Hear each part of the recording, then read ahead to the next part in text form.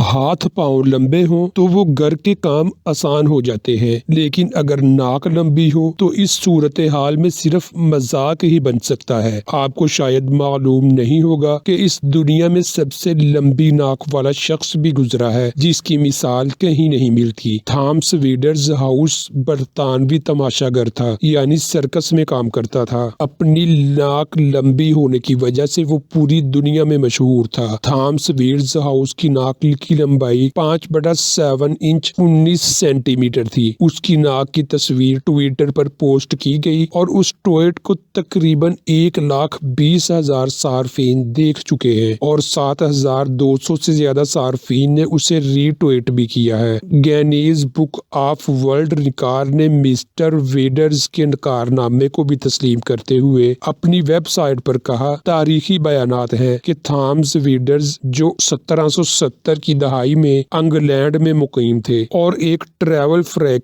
Circus کا حصہ تھے۔ تھامس کی وفات 1780 میں ہوئی تھی۔ اب اس کا ایک مومی مجسمہ تخلیق کیا گیا ہے جس کی تصویر سوشل میڈیا پر وائرل ہو رہی ہے۔ بتایا جاتا ہے کہ تھامس کو اپنی منفرد لمبی ناک سے بہت لگاؤ تھا کیونکہ اسی ناک کی وجہ سے وہ دنیا بھر میں مشہور ہوئے تھے۔ اب ان کے صرف مجسمے ہی لوگ دیکھتے ہیں اور سوچتے ہیں کہ آخر اس کی اتنی لمبی ناک حقیقت میں کیسی دکھائی دیتی ہوگی۔